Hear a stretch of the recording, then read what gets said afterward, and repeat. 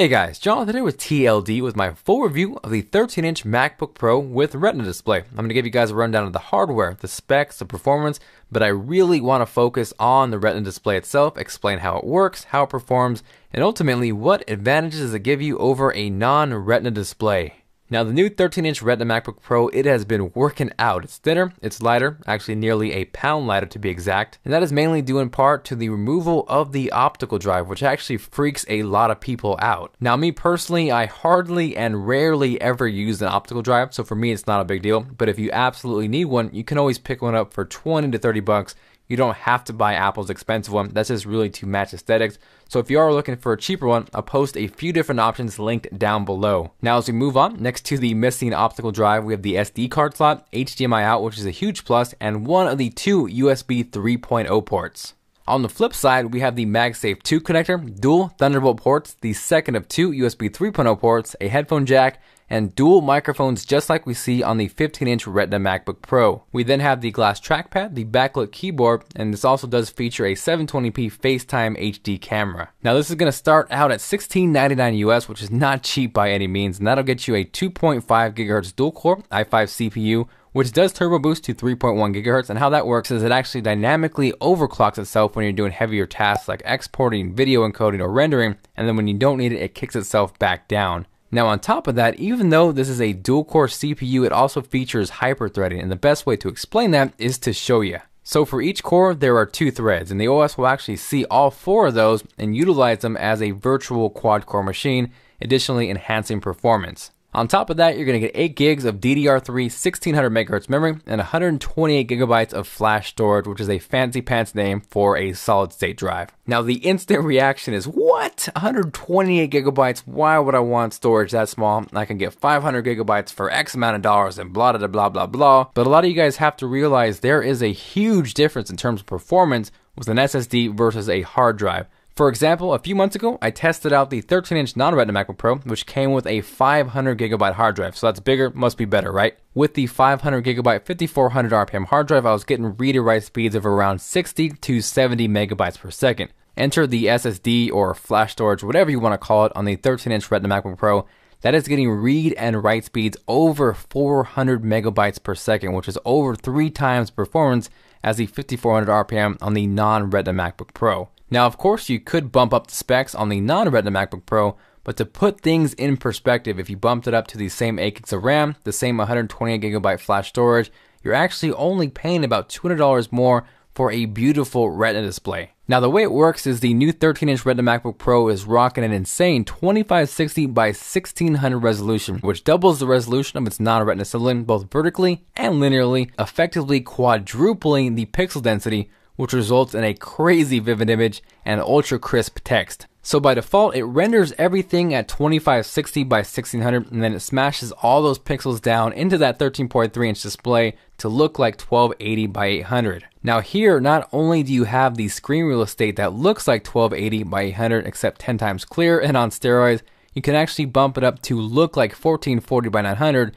and the crazier thing is it actually renders that entire image at 2880 by 1800. It's absolutely insane. Now it is impossible to show you guys that through a 1080p video, but I did take full resolution screenshots of this so you guys can check it out. So do yourself a favor, check out the link below, click those links, double click them to get the full resolution, and see exactly how many pixels are smashed into this small screen. Now if you thought that was cool, it actually goes even one step further to look like 1680 by 1050, which was actually only available as a high-res option on previous 15-inch MacBook Pros.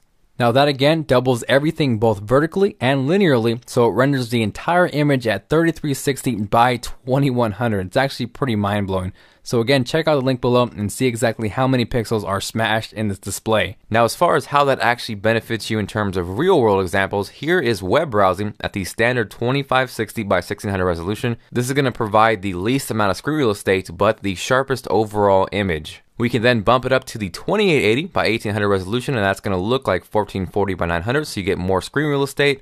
And then finally, we can max it out all the way up to 3360 by 2100, and and that is going to look like 1680 by 1050 and give you even more screen real estate. Now, something that completely trips me out and amazes me at the same time is that rectangle right there with the video. That is full 1080p at its maximum resolution. So what you would see on a 40 or 50-inch TV, that is smashed into that display, but you have extra screen real estate around it to still work. Now, a lot of you guys have asked, with that many pixels, how does it perform? Does it lag? So I'm going to go ahead and leave that video playing in the background. I'm going to go ahead and move around between desktops, go ahead and do a little web browsing, scroll up and down, and you can see it does not hiccup at all. So in terms of multitasking, and as you guys can see, basic video editing, it handles it like a champ. Continuing on with performance and benchmarks, I got a Geekbench score of 7,460 for the 13-inch Retina MacBook Pro. In contrast, for the 15-inch Retina MacBook Pro, that scored over 12,000 in Geekbench, so you can see there is a big performance difference between the two. For Cinebench, for the OpenGL section, it scored a hair over 18 for the 13-inch Retina MacBook Pro, and for the CPU portion, that scored 2.81. Now for the 15-inch Retina MacBook Pro, that nearly doubled it in both categories, again showing there is a big performance difference between those two models.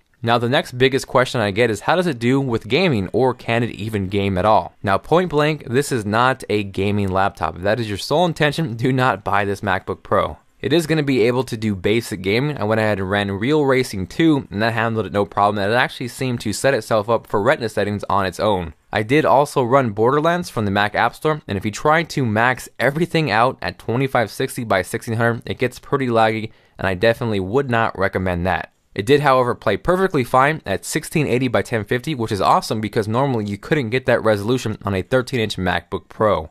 Next up is battery life. Apple claims 7 hours, and I was actually able to get closer to 6, but that was with brightness all the way up. I'm sure if I turned it down and made a few adjustments, I could get slightly longer, but nonetheless, that is still impressive for driving that many pixels on the screen and still retaining a decent battery life. So overall, I was definitely more impressed than I thought I would be, but it comes down to the question of, is it worth the money? And I still have a hard time completely saying yes to that. Hands down, along with the 15-inch Retina MacBook Pro, this is the best laptop display on the market. There is no comparison. The problem though is this is a premium product and it's in its first cycle, so it's going to be extremely expensive, just like we saw DVD or Blu-ray for the first time, and possibly as early as next year I can see the Retina display come in as a standard option, so we don't have to pay that premium price tag. Now me personally, I think the 15-inch Retina MacBook Pro is a much better value for the price. If you went ahead and bumped up the 13-inch Retina MacBook Pro to an i7 processor to the same 256GB of flash storage, it's going to cost the exact same as the baseline 15-inch Retina MacBook Pro. The catch though is that the i7 CPU on the 13-inch MacBook Pro